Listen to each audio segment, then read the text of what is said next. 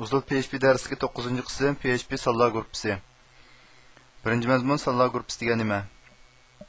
PHP dan foydalanib program tuzganda ko'pligiga o'xshab ketadigan o'zgarish miqdorlarini ishlatamiz. Ya'ni mush PHP ni qancha ko'p ishlatgan sari bu shu vaqtdagi ishlatadigan o'zgarish miqdori shuncha ko'p bo'ldi. Programma qancha murakkab bo'lgan sari ham shuning masalda o'zgarish miqdorlari shuncha ko'paydi. O'zgarish miqdor ko'paygan sari boshqarish qulaysiz bo'ldi. Shuning sallar gruppasi orqali u miqdorlarni tartibli saqlab olib ishlatalaymiz. Sallar gruppasidagi har bir a'zoning o'ziga xos ID, ya'ni rad qiymati bo'lib, farqlantirish va ishlatish intayin qulaylik. Andan keyin sallar gruppasining turlari deganda sonliq miqdorliq sallar gruppasi, bog'lanishchan sallar gruppasi, ko'p o'lchamli sallar gruppasi deb 3 turga bo'lindi. Ammo amaliy misol qaraydigan bo'lsak, masalan, birinchisi bismaya degan sonliq miqdorliq sallar gruppasi bo'lib, biz buningga miyada masalan namesga masallar gruppasi deb aniqlab berib, 3 tal qiymatni berdik.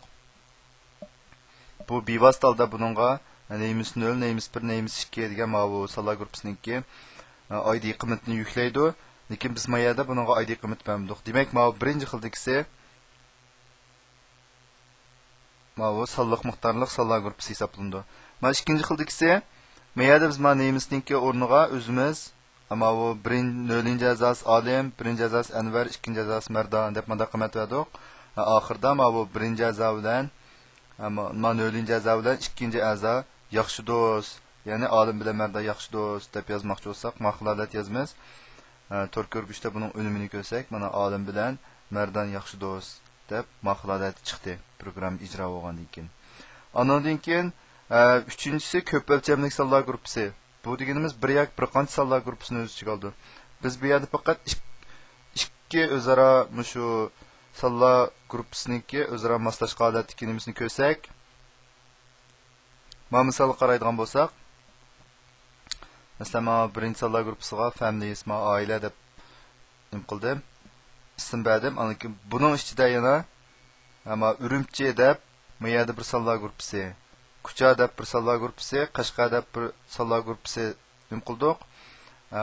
Shu demakchi bo'lgan gap nima deganda, bu yerda bu zot orqali dedi. Masalan, Urumchi degan sonlar gruppasining ichida buning 0-chi a'zosi Alim, 1-chi a'zosi Yosin, 2-chi a'zosi Barat. Mana Kucha deganda buning 0-chi a'zosi Ahmad. Mana Qashqarningki 3 a'zosi bor.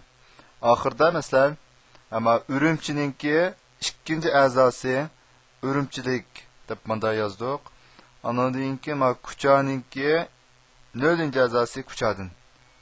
Bu albatta biz oldidagi yozgan programmamizda shunda belgilagan bo'lg'ashqa, biz buni ijro qilgandan keyin Barat Urumchilik, Ahmad Kuchadan deb bizga Urumchilik 2-chi a'zo deganni mayadagi Urumchilik